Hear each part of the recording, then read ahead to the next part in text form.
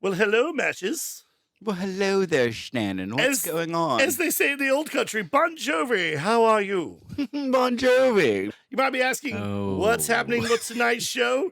Well, I'm glad you asked because tonight's episode of NOMS podcast, Nerding Out with Matches and Shannon. Woo! That's right. It's going to be a wet one. You're going to have soggy fingers. You're going to maybe eat a little sushi. Who knows? And above all things, I have one thing to tell you. You'll be able to follow me this entire show. You know why? Why? My hat is like a shark's fin! Ha ha! Now, why would I do something silly like that? Because this week's movie is it's the movie of all time. Is it a sharktastic movie? Certainly a movie. Think about in your brain, in your fabulous fishbowl of a brain there. Think about what are the best shark movies in the world. I can think of a few, but Sharknado comes to mind. That's 1, true. 2, 3, and 4, and did they get to 5 yet? I think there was 5. There was 5. It might have been 6. I feel like the last one was called "It's About Time." Like it's called The Last Sharknado. Really? It's about where they time travel to find out how the Sharknadoes started.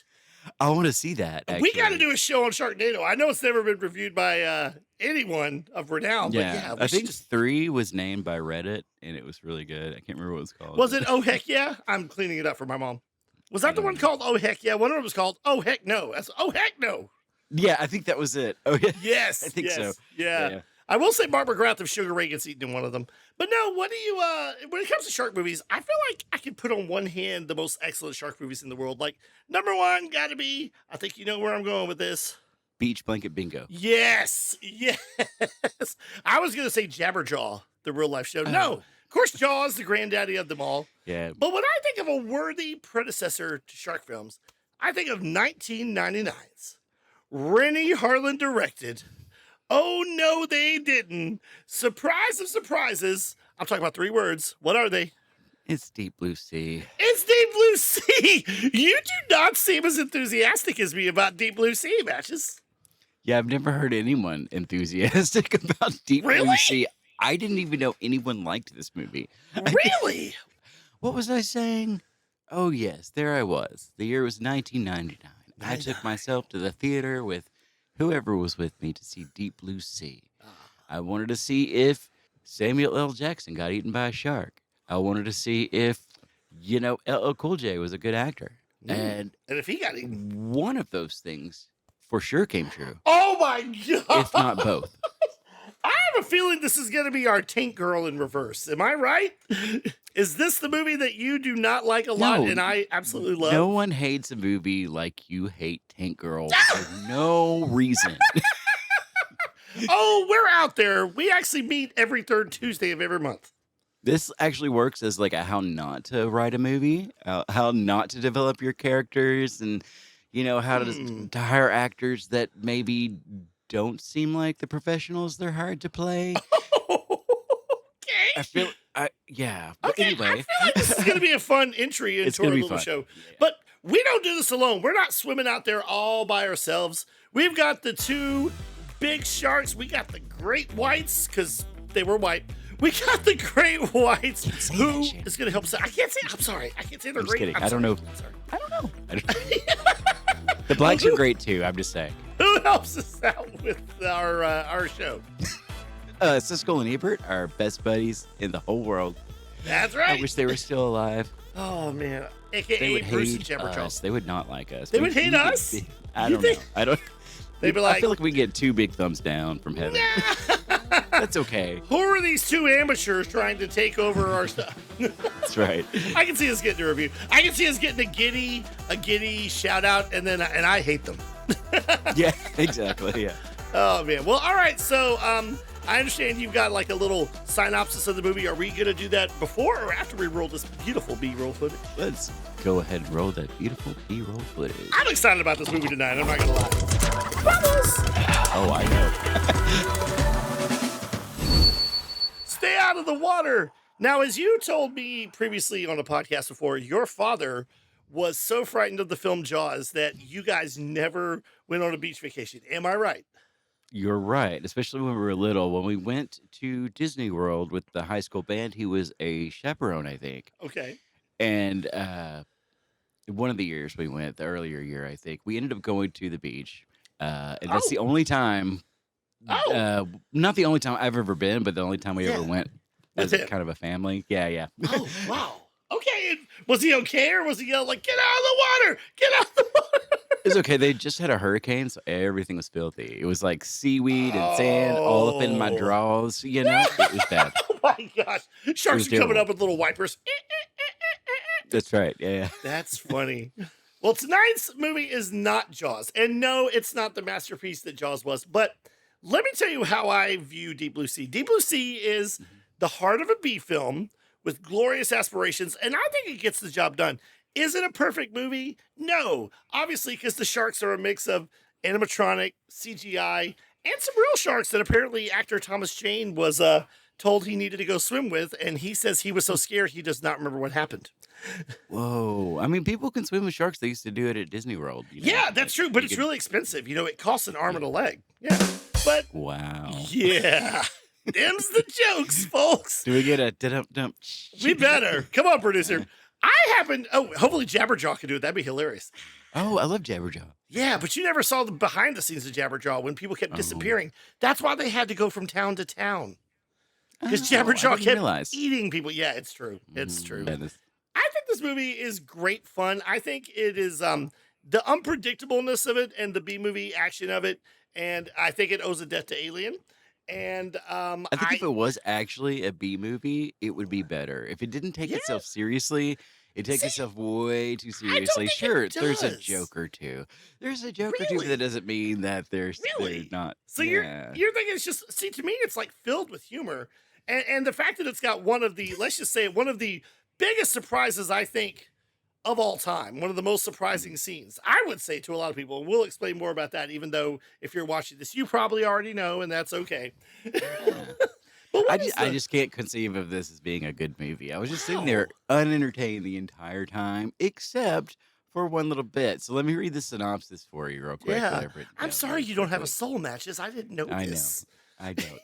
Searching for a cure to Alzheimer's disease, a group of scientists on an isolated research facility become the prey as a trio of intelligent sharks fight back. That's right. They fight back. They're Mako sharks, by the way, which I didn't know could be so scary, but they can be. And yes, some of the footage of the shark, especially the CGI, does look a little fake. I even thought so in 1999. But true. But I'm gonna just tell you, I was excited to see this film because the sharks, they're, like you said, they're researching them using their brains for Alzheimer's. They're taking like samples from their brain and making like a little fluid that they think will stimulate brain growth and activity and Alzheimer's. For some reason, killer sharks are the best recipient of this test. That's what makes it so wonderfully bonkers, because it's kind of like, I even joked about this when the movie first came out. I was like, we're going to cure cancer. We've done a hybrid of a lion and a scorpion, and through that, we will cure cancer. And nothing bad will happen. Well, basically, they're using... This is Jurassic Park, but it's the worst movie. It is. Well, I wouldn't say the last part. They're using hormone therapy, but we find out later in the movie that the two top scientists are actually using illegal means by which to push the sharks and make their brains bigger, which makes them smarter. And the sharks do go after they're actually like, they got vendettas. The sharks are smarter. The writer of this movie, it all came to him from a nightmare he had about sharks that could think and that were literally stalking people. Really? Yes. And I know it's crazy. It's like Armageddon. Let's go to the asteroid and drill it. But I mean, it's fun. This reminds me a lot of like the early Michael Bay stuff. Like that. No, I can see that. Not as good at all. Okay. I think early Mikey Bay is the only good Mikey Bay, in my opinion. Just saying. Just saying. Anything pre-Pearl Harbor.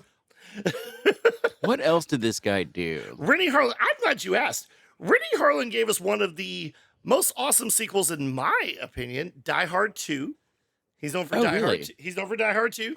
It's just like Die Hard 1, questionably better. But at an airport. Yeah. Yeah, but I don't know. To me, Die Hard 2 is just as good. That's just my opinion. Maybe I'm wrong. It is. It is good. It is my opinion. But it's basically the same. And Rennie Harlan also gave us Cliffhanger with Sylvester Stallone, Hang On, which is a fun little mountain romp. And Oh. let's see, he did what's my guy here? Oh, one of his big debuts was directing Nightmare on Elm Street 4, which is not one of the worst Nightmare on Elm Street movies. I find it fun. It's okay. It's like, I mean, they kind of continued from 3, and then like we had a different lead playing the same role as they did in the previous movie, and much. some of the same characters that seemed to not even know what happened in the previous movie. But Rennie Harlan was really weird. Well, yeah. But Rennie Harlan is also known for The Long Kiss Goodnight, which is what he gave Gina Davis because they were a couple for a long time. Okay, yeah. And I think you and I both like The Long Kiss Goodnight. Yes. Oh, yeah. That's on that's on our short list for heck yeah. For podcast soon. Yeah. That's probably what inspired him to cast Samuel Jackson. But yeah, we'll talk about the casting of the movie. We're going to talk about how the ending of the movie was changed and why it was changed. And also, who was the villain in this movie? Teaser. Here's what I think that now you've already informed me. Of course, this is from 1999. Ebert is still on the show. Sadly, Siskel has passed. Is that right? By the time this airs? Yes. Yes, Siskel has passed. So he must have just passed away, not months before. Yeah. I feel like you're right. Maybe spring, maybe early summer. Yeah. Yeah. So very sad. So here's my thought. Ebert, I'm thinking he's going to hate it, and the other guy might hate it, but they might find the fun and joy and guilty pleasureness of it. What do you think? They might. Because I got to say, it's been evaluated as one of the top 3 shark movies of all time. Ooh, it's a low bar, though, Shannon. It's a real low bar. It is a low bar. I don't even think Open Water should be over this movie, but some people I was going to say, the director, the last thing he did was The Strangers Chapter 1, the sequel trilogy that no one asked for and didn't do very well. Yeah. Oh, did it not do very well? It did, no. I heard it was bad, but yeah. I like Rennie Harlan. You know, he's done some good stuff, and then for a while there, he's Cliffhanger. I used to love Cliffhanger as a child. That's right. Speaking of, what are they going to think about this movie? I don't know, but I can't see them loving it. Yeah. Okay. Well, there's find one out. saving grace of this movie, and it's LL Cool J. I just want to say that out loud. Okay. Because when your best character in your movie is LL Cool J, and you have huge talent like Thomas Jane, you've got who else? Samuel Jackson. Samuel Jackson, Stellan Skarsgård. Yeah. And LL Cool J is the best character in this movie. Once again, playing a doctor or a crazy scientist with something to hide. And he's basically a B movie, but he saves the entire movie, I think. And it's funny you should say that because Rennie Harlan had to fight to get LL Cool J for the part. The studio didn't want him, but Rennie Harlan saw something in him, and then they kept expanding his part as filming went on. This was quite a few years after he'd really been popular, you know. Like he was already the king of rap by the time the 90s began. He was around, but he wasn't like being listened to in 99. That was like Eminem and Dre and all that kind of stuff. I mean, I've never been a huge still fan being of listened to, but he was still around, but he wasn't like big like he was. Right. And in case you're wondering why I had that hide at the beginning, he does have a song in the movie that ends the film. It's called Deepest, Bluest. And what's the tagline? My hat is like a shark's fin. My hat is like a shark's fin. It's as terrible as it sounds, but it's not good, fun. guys. It's so bad. Fun. It is fun. Yeah. I think it's fun. Well, I tried to make fun of the lyrics. I just couldn't. They went kind of hard, but it was just such a silly song. You mean the lyrics that go, bleeding to death with no arms to short sleeve? Yes. That's a lyric. I had to write that down. I was like, I cannot forget that. Honestly, it goes kind of hard. I like that. It's got an intensity that it doesn't deserve. Yeah. But speaking of, right? Earn that? No. It did not earn that. Speaking of which, let's get this review on. Let's earn it. Come on. All right. I'm curious. I really am. We're treading water here. Let's see if they rescue us. That's right. Coming up next, only metal walls and plate glass separate Samuel L. Jackson from... Is that loud enough? That's all it'll go on this one. Sounds good to me. Let's ask the audience. Audience? Some deadly sharks and the deep blue sea. Ah! God! Sorry. Bad dreams. Could very well be. That's Thomas Jane as Carter, a shark wrangler with a prison record, in a scene from our next film, another one of those don't tamper with nature or it will come back to bite you movies. It's called Deep Blue Sea, directed by Rennie Harlan, and from its opening scene, the film references the high watermark for all movies of this genre, Jaws, as a group of kids partying on board a sailboat gradually realize they're not alone. Chris, hear that? What is that?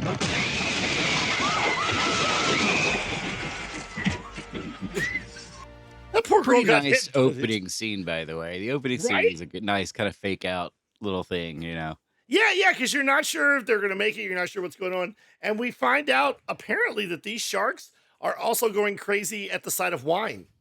Apparently, wine Yeah, makes... what was that about? I think it was just like maybe a little like reference and an homage to blood being in the water.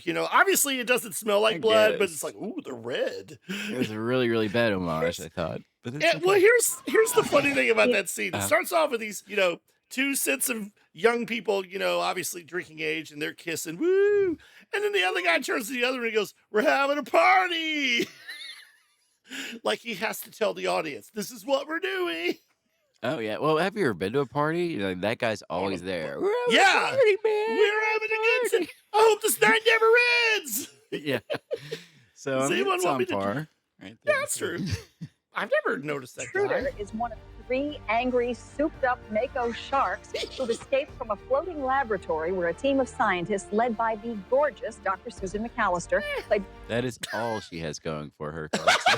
Are you referring to America's sweetheart Saffron Burrows, the That is actress who not plays a the lead doctor. doctor? I feel like everyone in this movie might as well have been named Dr. Christmas Jones. Nah. So yeah, you were talking about how they were ill-suited for their characters, but it's funny because casting Rennie Harlan, when he cast it, he wanted to cast like early versions of the script seemed like it was like an action movie with like guns and all kinds of armaments, and he wanted like blue collar type people, And Yeah, Thomas and I Jane, get that. That's cool. But Thomas Jane was they weren't not as they go weren't ahead. fleshed out characters. They all had kind of like poor Stellan Skarsgård up there with his one-liners. He's like, God had nothing to do with it. He had to be like the edgy one-liner guy.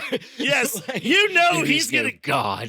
he's gonna get his, because he's like, Yeah. we did it. I have to smoke a cigarette every time. That's all he does. Like It is true. It is true. Because nobody else on the team knows that Stellan Skarsgård and Saffron Burrows are pushing this in illegal ways to get better results. So they're just like, wow, we're doing great work. And because Samuel Jackson, in case it hasn't been established, he is the suit. He is the man of Aquatica, or the company that owns their underwater lab. And he is there to review after the shark escapes. Because he's like, hey, what are we paying for here? And can I He's say the billionaire with a heart of gold. he is, but let me throw one thing in there. Did you notice at the very beginning when Saffron Burrows has to go to corporate to plead her case after it's made national headlines, sitting next to him is Ronnie Cox, legendary Ronnie Cox, who is you that? might know as the villain from RoboCop, as the villain from Beverly Hills Cop, a lot of cop, as the villain from Total Recall. He was Cohagen. That's right. That dude Give is these sharks classic. I air. love him. Give these sharks air. He doesn't have a single line. He's just sitting there for he's sitting 3 there. Okay. minutes. I 'Cause the thought whole he looked time- kind of familiar, but I didn't even think about it because he didn't have a line. Yeah, the whole time I'm like, hey, it's Ronnie Cox. All right. And then he's never seen again. It's like he was Who just is sitting there. the lady here on the right? She looked familiar to me. I didn't write her name down because I don't feel I've seen her in anything else. I want to say like a sitcom in the early 90s, late Maybe? 80s, but I don't know. Are you not referring to sexy Michael Rappaport? Hey, Michael Rappaport, how you doing? No, you're not referring to him. No. I don't love Rappaport. Oh, she was on the 4400. That's what I know her from. Oh, okay. But yeah, Samuel Jackson to sit down as the suit to make sure they're getting their money's worth. And hey, let's roll this scene because it might be when they harvest the thing from the Mako and they get the success. But that Mako ain't all the way asleep. by Saffron Burrows has been experimenting on their brains. What could go wrong there? Tell me I didn't see that. They recognize that gun. It's impossible. Sharks do not swim backwards. They can't. Samuel L. Jackson is on board as the project's financial backer and is saddled with the film's worst lines. What does an 8,000-pound Mako shark with a brain the size of a flathead V8 engine and no natural predators think? How The Sopranos I'm could have had a telling you. better ending. It's laughably bad. she's I'm just not- saying. She's not wrong because his dialogue does seem a little stilted, but it's Samuel Jackson, so you forgive him. Yeah. I don't know. Like- it's like the person who wrote this didn't know how people sounded really. Like they didn't Right? say this out loud before Right. they, put it up there. They should just have called him Captain Exposition. Because I mean, he's saddled with the lines. He's saddled with the lines that are just only he could make work. Like, okay, spoiler alert, Stellan Skarsgård gets his arm bit off by the shark after they've done the test because the shark was not asleep. And so they have to get him airlifted out, and the helicopter comes, the medvac comes, but then the winch, during a storm, by the way, there's like the storm of the century, okay? And the winch fails. That wasn't a diss against any woman. The winch fails. Skarsgård goes in the water, and what happens? Shark uses him as bait, basically. Oh, yeah. Yeah. Yes. So he uses them destroys as a little battering ram at some point. Yes, it's real bad, y'all. It destroys the helicopter, destroys Ada Turturro, by the way, in the lookout tower. And all of a sudden, they're all looking at computers trying to see what's going on with the explosions. Samuel Jackson's looking at the window going, "What is that? Someone tell me what that is." And it's the shark. Like you said, what does he do? He uses it as a battering ram to almost break the glass. Did you not love that scene though? That scene. No. This movie had some great parts in it that I think everything else was just trying to lead up to. There was no reason other than just to get them to those points. Okay. And I think the real problem with this movie is there's no conflict. Not really real conflict at all, except for the sharks versus them. That's not. There needs to be human conflict in a movie for it to work, and they're just not at ends right now. They're not, they just kind of walk through the story. He tells us what's going on. It's weird, man. We can talk more about that later. They literally walk through because the sharks are hurting them, if you think about it. I would absolutely tell everyone to watch this movie, though. I would never say, don't watch it. It's crap. Good. But I just won't do that to a movie, Let's see what they think. Yeah. I'm waiting around here to find out. Unlike Jaws, with its one terrifying and largely unseen shark, here there are three, a combination of animatronics, digital effects, and footage of real sharks, and it is scary. Is it artful? No. It doesn't engage us in the deep way that Jaws shakes us down to our unconscious. Still, while Deep Blue Sea may be superficial, it does take us on an underwater adventure that's good for a few genuine thrills. I'm in complete agreement with you here. This movie does not distinguish its genre or escape from its genre, but it respects its genre, and it works as a summer thriller, which is exactly what it is. Okay, this is crap. He was paid. He was paid Matches? to the table for this. Matches. I've got 2 words for you. What's that? Take that. Oh, you mean top that? Dang it! Do it over. Top that. Okay, we're gonna get no. Dang it. No more top that. No, top it. All right. Well, I'm sorry they don't agree with you. Let's see what Ebert puts into his. Because I don't think he's just saying these words. Yeah. There wasn't a lot of character development. There's not a lot of common sense because, after all, even if a shark did have a brain that was 5 times as large, it wouldn't know anymore until it had learned it. I mean, you need experience and information in order to know how this deep sea station works. And these sharks just figure it out by osmosis, I guess. I think one of the other reasons I really was engaged was because I knew what was happening every step along the way in the action. I think that Rennie Harlan could give Joel Schumacher a few lessons about how to direct. Lady, come on, let's take a step back. You didn't like that one bit, did you, Matches? Deep Blue Sea. I mean, Joel Schumacher, take him or leave him, but he's great at some things. He's really great at some things. And, I feel like him and Rennie Harlan are on the same level, and they've made some really awesome, memorable, wonderful films, and then some crappy films. Yeah, that's true. But Joel Schumacher has more talent, I think, in his pinky finger. I mean, let's just say his legacy lasted more. Rennie Harlan had a handful of good films, so. Oh, and he's still around too, so whatever. Oh, he wins. Yeah. Rest in peace, Schumacher. Rest in peace. For sure. A big action scene with lots of special effects. It's a very well-made, professional, efficient movie, and it worked, and we liked it. We liked it. Okay, next movie. So is that thumbs up? I am shocked. Yep. I am 100% shocked because never did I what was that?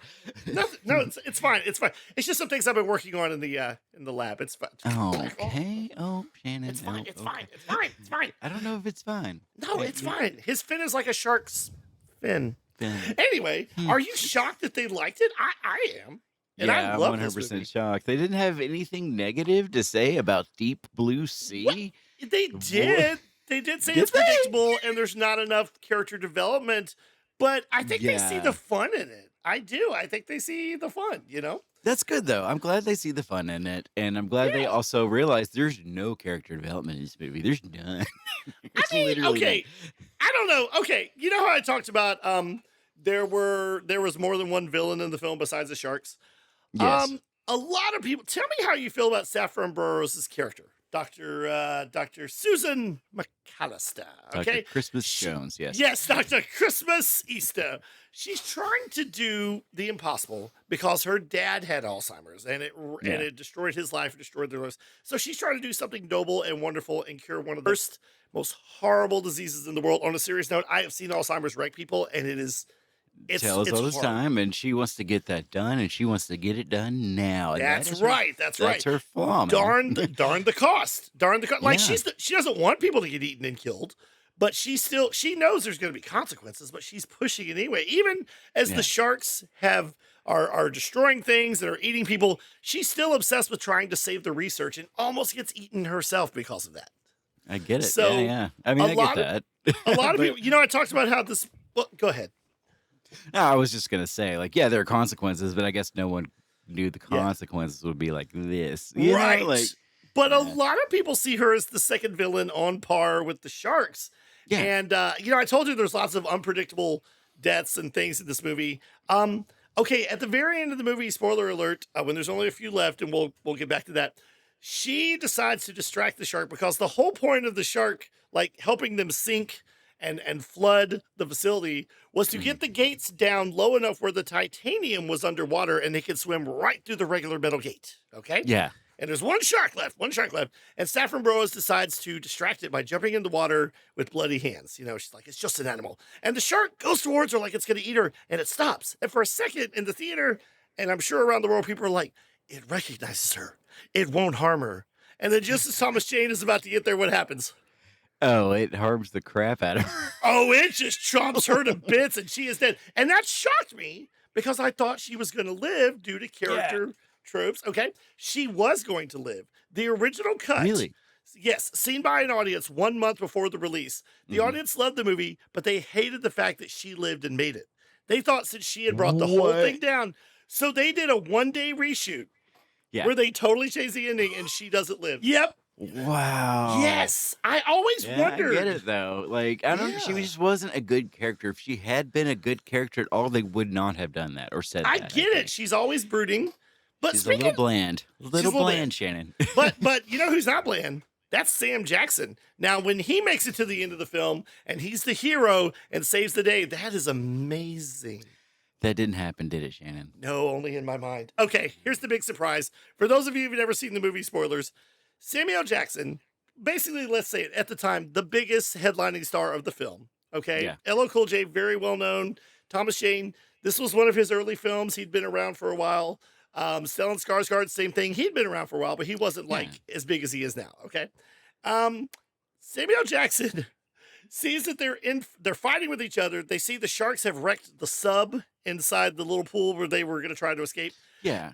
And to calm the infighting, he shuts them up and gives them this rousing speech about how he had been involved in a terrible, terrible tragic accident. And he told them what really happened. And he said, we're going to get together and we're going to find a way out of here. And it's the rousing speech they need. And then what happens as soon as he finishes his speech matches?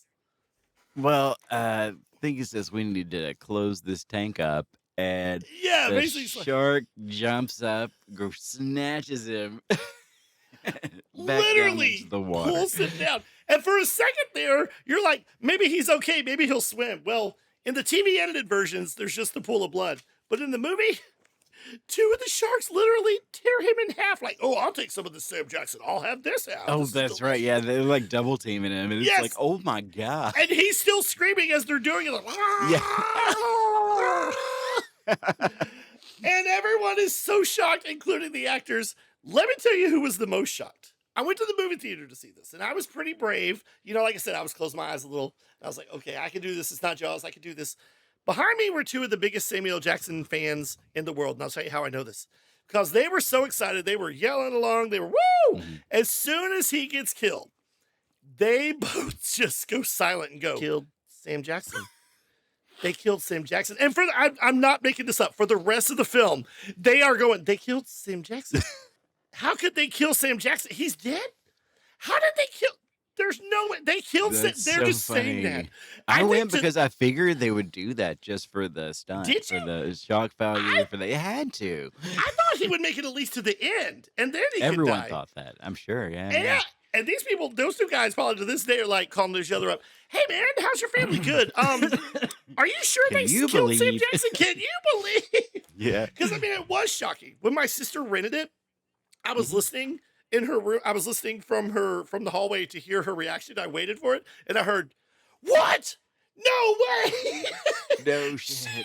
She opens the door and she goes, "Why didn't you tell me?" I was like, "For that reaction." Wow, that's funny. That was one of the best parts of the movie, and that's what made it so unpredictable. Because then you're like, "Wait a minute! If the biggest star in this film can get killed, who knows?" But that just saved us more room for our little LL Cool J, little Cool J there. His part did get expanded, yeah. It did, yeah, and it is more of a kind of a B plot, but everything he's in this movie is really good. And I'm surprised Ebert or that other chick didn't say anything about him stealing the film. Cool J, yeah, nothing at all. Playing the character Preacher, who obviously has been an alcoholic at one point and a preacher.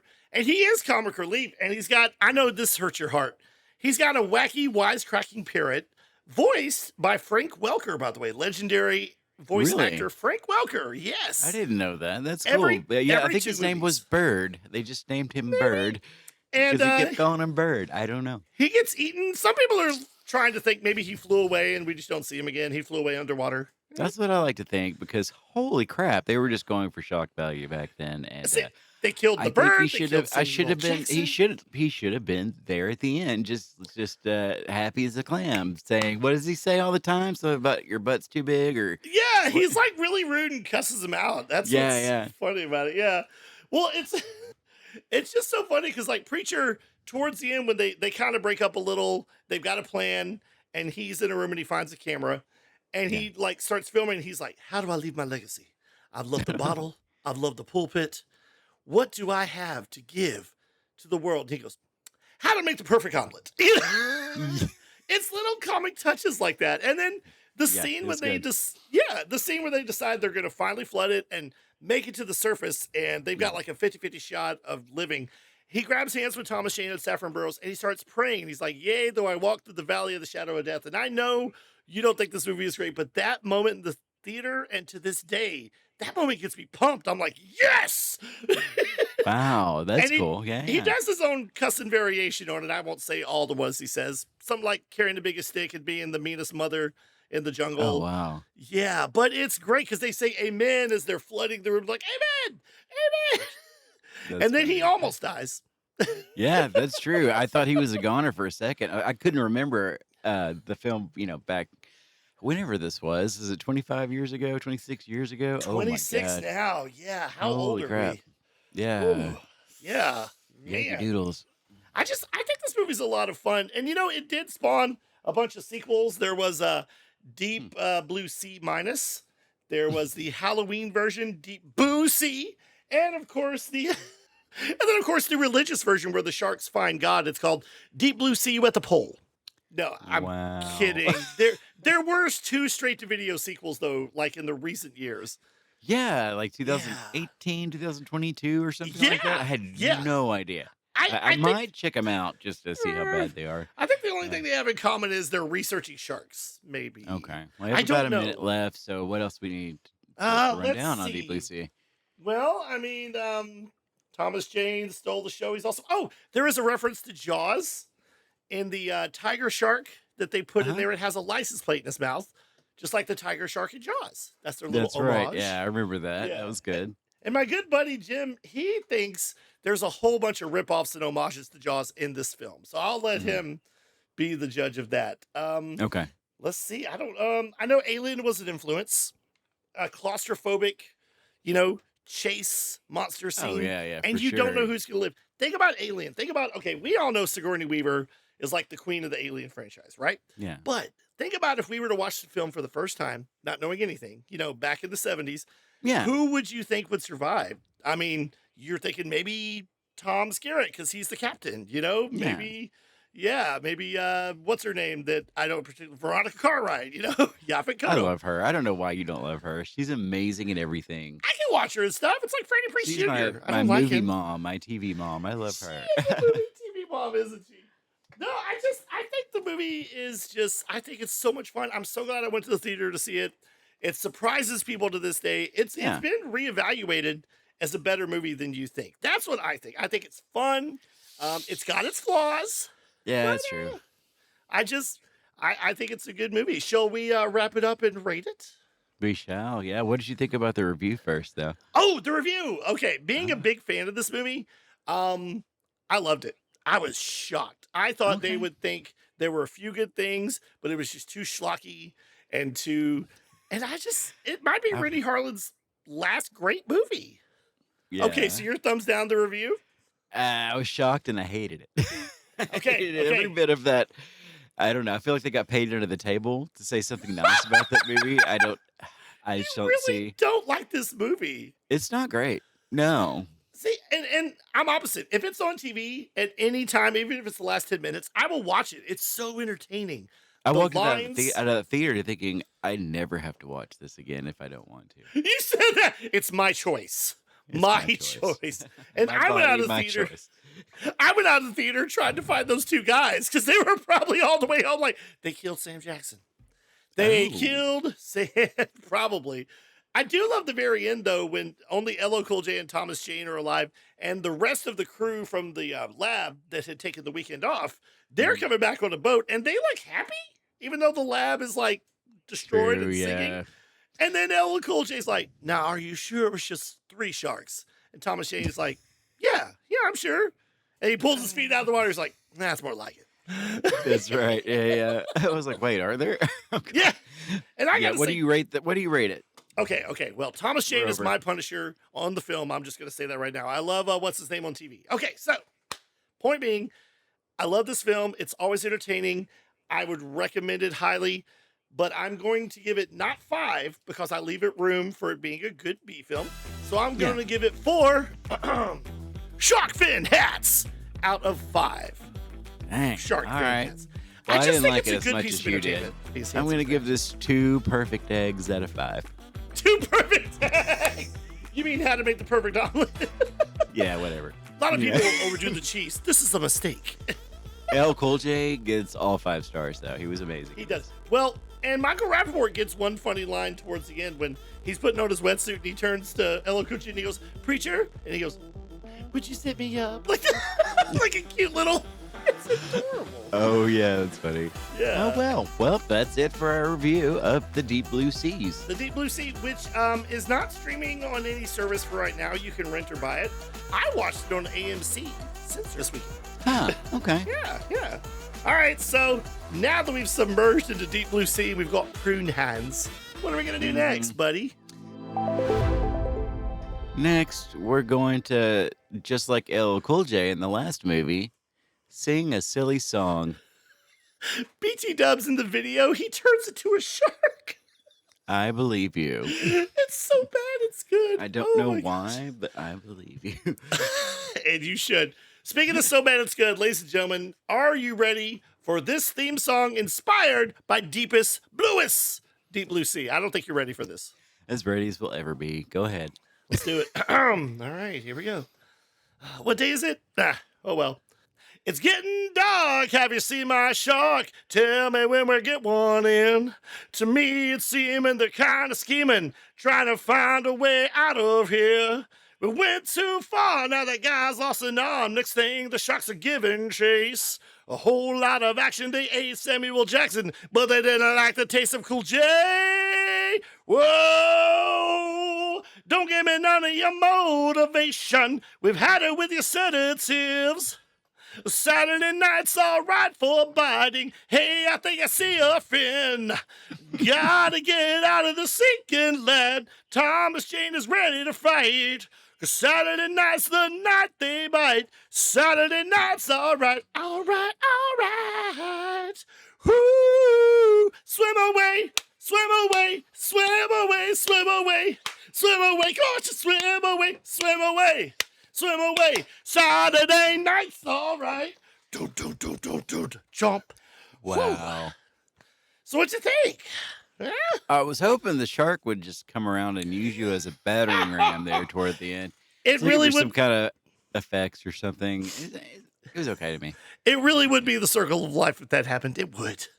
Just okay. Can you for feel me the love tonight in week. this movie? No, you can't. Okay, well, Nah. I guess the bee is back. All right. Our next segment is titled "Oh So Cleverly" because Matches is a flippin' genius. That's right. Now I'm saying what I'm thinking. Also, the most handsome man on basic cable. Are you ready for this next segment? It's called the Video Movie Corner Pick of the Week. My name's Bruce. All right. So, Video Movie Corner Pick of the Week. Matches. I don't know what just happened to my camera. I think the lab got rocked or something. What happens in the Video Movie Corner Pick of the Week while I try to repair the store over here? Well, what happens over here on the Video Movie Corner Pick of the Week is we take you on down to the Video Movie Corner down the street and we pick you out a brand new to you movie that you may or may not have ever seen. That's right. And it's either one that Siskel and Ebert didn't touch. Maybe it was before. Maybe it was after. Maybe they did touch it and they didn't like the way it touched back. What's that? When you said over here, it made me think of my mamaw. A few years before she passed, she got to hear me on the radio. And I kid you not, she would listen to my morning show in its entirety and my night show in its entirety. She would just have the radio on while she was doing stuff. And she said, and when I started was in 2003, and Chingy was really popular. And she said, hey, boy, I got to tell you, I like that song. I like the way you do it right there, right there. And you her. She liked it. She loved it. That's so funny. Oh, my gosh. After she passed, when I moved into her house, her little radio in the kitchen was set to the station that I worked at. So I'm just saying. So here is my Video Movie Corner Pick of the Week. Speaking of nostalgia, this is a great summer movie that can be enjoyed any time of the year. This is 1987's American comedy epic that is directed by legendary Carl Reiner, father of Rob Reiner. It stars that guy from NCIS that everyone knows. It stars Gibbs, Mark Harmon, and it stars the second lady from Cheers, the one that I liked better than Diane, Rebecca, Kirstie Alley.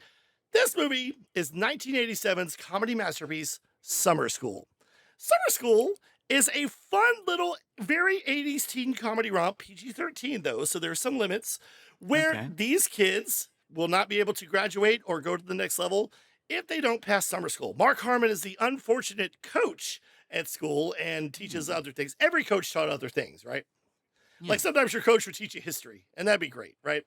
So Mark Harmon, unfortunately, is the only one that gets picked by the principal because everyone else is left. And he has to teach summer school. He decides at first he's just going to let him pass and let it take it easy. But the vice principal has his eyes on Mark Harmon and on the principal's job. And he decides he's going to make it harder for them. So at first they spend the summer going to the petting zoo, to the beach, to an amusement park, having fun. And this movie is chock full of actors that you knew then, actors that you knew later, such as Courtney Thorne-Smith from Melrose Place, and Ally McBeal, I believe, maybe, and lots of other things. Kirstie Alley's in it. You've got that one guy that your brother likes, Patrick Leborteau, I believe is his name. He plays a football guy. You've got two of the best characters ever in an 80s film, Chainsaw and Dave, one of them played by, I believe his name is, hold on, I've got it right here. I used to love this guy, Dean Cameron. Two horror aficionados, and the guy who voiced Invader Zim plays a nerd. Shawnee Smith from the Saw films is in this movie. It's a fun little romp. It's a surrender your brain, have fun. It's one of my wife's favorite movies, which is why it also means so much to me. And it's just a fun little movie with people you recognize. And I will say this, there is a great gag about getting stuck in the bathroom. I won't say anything more than that. And you should find Summer School. I believe it's streaming on Pluto. And you can buy or rent it. And that is my video movie pick of the week. Summer School. Very good, Shannon. I need to see it. I don't think I've ever seen it. Have you never not seen this on movie? television with commercials and edited, probably. So. Oh, yeah. Yeah. There's I nothing need to watch too raunchy in it. Like I said, it is PG-13, so, you know. Yeah. Yeah. Well, that's my, I thought by now you would have seen it. It probably aired on TBS like all the time. Yeah, I've seen parts of it. I don't know if I've seen the beginning, middle, and end, but I've seen it in different parts. Nice. So, that's yeah. funny. Okay. I've seen a lot One of of movies those. like that. Yeah. Patchwork films. What is yours, Matches? I can't wait. I'm all at Twitter. Well, Shannon, my video movie corner pick of the evening Oh, yes. Tell me. is talking about a legacy of a film. This one is called That's a weird Final title. Destination: Bloodlines. Oh, this would be the 6th film in the series, and I hear it's gotten as good reviews as the first 2. Is it the 6th? It is the 6th. I want to say it's gotten better reviews than the first 2. I think it's sitting like a 92% on Rotten Tomatoes or something, Okay. which is higher than Superman right now. But I think Okay. Superman got like review bomb from people who think it's too woke. So What? Or Snyder Files, you know. yeah, that kind of thing. They're all the same, aren't they? I don't know. Yeah. But yeah, you know, that didn't. I know Final Destination: Bloodlines is not as good of a movie as Superman was. Let me go ahead and throw that out there right now. It just can't But be. it was can't be. really well done. It was fun. The even some of the killing scenes were just so over the top. Like, Yeah. and I mean, I know they usually are. But Yeah, they're especially so, number every 2. one of them is so over the top that it's just like, holy God, did they go too far this time? And did they? And- No, they never went too far. I'm just kidding. But we had the late great Tony Todd, and we get to see like what his character's kind of been about for this whole time. Really? Yes. Okay, explain him real quick for people who've never seen any of the movies. Well, he usually just kind of shows up, and people think he's Death himself or whatever, and says something, you know, slide to the camera or something, or you know, gives Right. a little cryptic, little nod and a wink, like, yeah, come Yeah. back next time, babies. You know. Yeah, Or it's like whatever. you think he's like the personification of death, is what you think. Yeah. And this Yeah. gives him like a real human purpose, you know, reason for being there, I guess. And that was his And, final film role. It's wasn't neat, and it? it's called Bloodlines because I guess this happened back in the 60s, 50s, something like that, where this girl saw the premonition of her own death with everyone else included and saved everybody. Yes, but But those people went on to have children, you know, and it took death a long time to catch up. I don't want to give away the whole movie, but we know this Right. from the trailer, basically. The whole lineage has to die from the first person who died on the, you know, the original premonition to the very end. And it's catching up to them is what's happening. nice. Okay. So, Final Destination Bloodlines, where can people find this? They can find this right now. I think it's on HBO Max. I've got the Hulu, HBO Max, and Disney Plus bundle right now, so it's showing up for me on all 3 of them. I guess. Yeah, yeah. Because it's all mixed together like that. But I think it's on HBO Max right now. Nice. Yeah, I'm always like, R-rated movies, what are you doing on my Disney Plus? Oh, you're Huluing. Yeah. Awesome. And that was the... Shannon, I don't know how we're gonna do this. Doesn't make sense to me. I don't know how to end the show this week. Enough, okay? You think you're scared to end this show, to end this podcast? You should try doing a TikTok. You should try going back to MySpace. Better yet, you should try making an old movie using nothing but a VHS home camera. Try editing that. There were 5 of us that made that video. We were trying to do a parody of Star Wars. We were calling it War Stars. That was our first mistake. There were 5 of us on that video, but by the time we finished editing it, there were just 3. Now, to this day, we have sworn never to talk about what happened, but I'm telling you this now because I know we're going to get out of this show. So the first thing we're going to do is not panic. We're not going to be scared. Now, I'm going to need you to lock up these cameras and... my pinky toe! My fever! That's my sweet spot! It's my sweet spot! Shannon?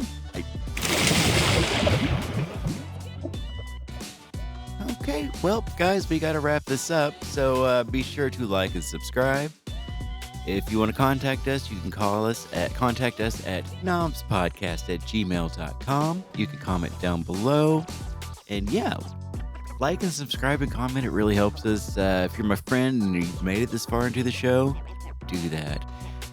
Well, this was NOMS Podcast, Nerding Out with Bashes and Shannon, and I guess he's dead. So I'll see you guys next week with 8 Million Ways to Die. Too soon? Is that too soon? Bye.